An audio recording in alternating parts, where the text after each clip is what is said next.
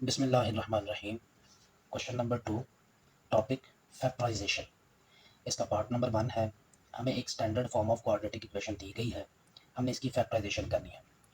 तो देखें, सबसे पहले आप अगर यहाँ पर देखें तो एक्स स्क्वायर के साथ जो कोफिशिएंट लिखा हुआ है वो यहाँ पर 1 है। एक्स का कोफिशिएंट देखें तो वो भी 1 है, और यहाँ पर जो कांस्टेंट वैल्यू है वो है 20। आपने सबसे पहले क्या करना है, ये जो एक्स स्क्वायर का कोफिशिएंट दिया हुआ है 1, इसको आपने ये जो लास्ट वाला कांस्टेंट है इससे मल्टीप्लाई कर देना है। ये देखें 1 मल्टीप्लाई 20, हमारे पास रिजल्ट वैल्यू क्या आएगी 20। अब आपने क्या करना है, ये जो आपके पास दो डिजिट्स दिए गए हैं इनको आपने प्लस करना है और माइनस करना है, दोनों काम करने हैं। दोनों स्टेप करके आप अपना आंसर चेक करें, क्या आपका ये जो मिडिल कांस्टेंट है यानी 1, क्या वो बन रहा है। देखें, इनको प्लस किया तो 21 आया, माइनस किया तो 19 आया। दोनों ऑप्शन में आपका मिडिल कांस्टेंट नहीं बना, तो लिहाजा जो ये मल्टीपल है वो हमारे पास वैलिड मल्टीपल नहीं है। अब हम ऐसा करते हैं कि एक और मल्टीपल देखते हैं जिसकी कि रिजल्ट वैल्यू पहले जैसी ही रहे। जैसे देखें 5 मल्टीप्लाई 4, इसकी रिजल्ट वैल्यू भी वही आ रही है जो पहले आ रही थी, यानी कि 20। अब देखें, आप इनको प्लस करके माइनस करके देखें, दोनों में से एक ऑप्शन आपका ठीक होना चाहिए। जैसे देखेंगे 5 माइनस 4 तो आपका मिडिल कांस्टेंट यानी कि 1 आ रहा है, तो लिहाजा ये जो हमारे पास मल्टीपल है ये वैलिड मल्टीपल है। मिडिल कांस्टेंट कौन सा है, ये वाला 1। तो प्लस करके या माइनस करके इन दोनों में से कोई एक दफ़ा आपका मिडिल कांस्टेंट आना चाहिए। अब देखिए, हमारे पास ये जो वैलिड मल्टीपल है इसके दो डिजिट्स लिखे हुए हैं, एक 5 और एक 4। यहाँ पर देखें तो 5 हमारे पास बड़ा डिजिट है और जो 4 है वो छोटा डिजिट है।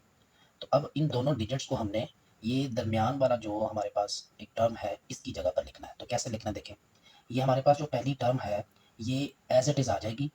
हमने क्या करना है, देखें, ये दरमियान वाली हमारे पास एक टर्म है, इसके साथ देखें ये जो साइन लगा हुआ है ये साइन भी एज इट इज़ लिखना आपने। उसके बाद इन दोनों डिजिट्स में से जो सबसे बड़ा डिजिट है वो 5 है, उस 5 को पहले हमने एक्स के साथ लिखना है। अब बाकी रह गया ये छोटा डिजिट, तो ये कैसे लिखना है। उसके बाद आप देखें कि ये जो माइनस का साइन है ये भी माइनस का साइन है, इनको आपस में मल्टीप्लाई करें, तो मल्टीप्लाई करेंगे तो प्लस आएगा। प्लस का साइन लिख के फिर आपने ये जो छोटा डिजिट था 4 इसको एक्स के साथ लिख देना है। तो -5x और +4x ये वो दोनों डिजिट्स हैं जो हमारे वैलिड मल्टीपल के हैं, और ये माइनस का जो 20 है ये भी एज इट इज़ आ जाएगा। ये फर्स्ट वाली वैल्यू और ये लास्ट वाली वैल्यू ये दोनों एज इट इज़ आएंगी, इक्वल में 0 भी एज इट इज़ आएगा। लेकिन इस दरमियान वाली वैल्यू की जगह यहाँ पर ये जो दो डिजिट्स हैं ये आएंगे। वो कैसे आते हैं, ये देखिए, ये माइनस का साइन है, ये एज इट इज़ लिख के इन दोनों में जो बड़ा डिजिट है वो 5 है, उसको आपने एक्स के साथ लिख देना है। फिर उसके बाद इस माइनस को इस माइनस से मल्टीप्लाई कर दें, तो माइनस को माइनस से मल्टीप्लाई करेंगे तो प्लस आता है, और आपने ये जो छोटा डिजिट है 4 इसको भी एक्स के साथ लिख देना है। यहाँ पर अगर आप देखें तो -5x और +4x हमारे पास क्या बचेगा, ये ऊपर वाला दरमियान वाली वैल्यू बचेगी। तो ये भी चेक करने का इसका तरीका है। उसके बाद आपने क्या करना है कि देखें, ये जो हमारे पास पहली दो टर्म्स हैं, दो वैल्यूज़ हैं, इनमें से x कॉमन आ जाएगा। तो x कॉमन ले लेंगे तो बाकी यहाँ पर एक x आ जाएगा और माइनस का 5 आ जाएगा। उसके बाद बाकी ये दो वैल्यूज़ आएगी, इनमें से भी हमने कॉमन लेना है। यहाँ पर ये एक चीज़ याद रखनी है कि देखें, जब आपने यहाँ से कोई भी चीज़ कॉमन लेनी है तो देखें ये प्लस का साइन है, तो आपने प्लस का ही कॉमन लेना है। अगर यहाँ पर माइनस होगा तो आपने माइनस का कॉमन लेना है।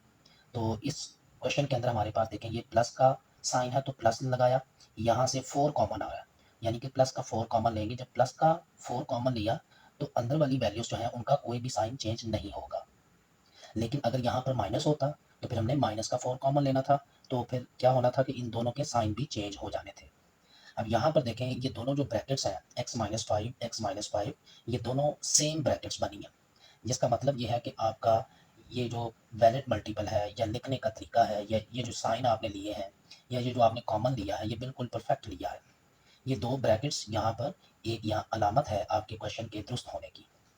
उसके बाद आप देखें तो इन दो वैल्यूज़ में से ये x-5 कॉमन आ रहा है, वो आपने कॉमन ले लेना है, बाकी रह जाएगा x+4, वो आपने ब्रैकेट के अंदर लिख देना है, इक्वल टू 0 वैसे ही आ जाएगा। अब देखेंगे दोनों ब्रैकेट्स जो हैं वो 0 के इक्वल है, तो इनको अलग-अलग आप 0 के इक्वल यूँ लाइन लगाकर आप लिख सकते हैं, x-5 इक्वल टू 0, x+4 भी इक्वल टू 0।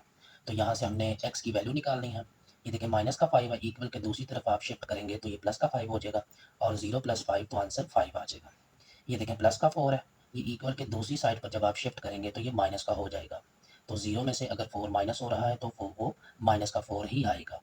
तो इस तरह हमारे पास x की 2 वैल्यूज़ यानी उसके 2 आंसर आ जाएंगे। उसको हमने फिर सॉल्यूशन सेट में लिख देना है, -4 और फिर 5।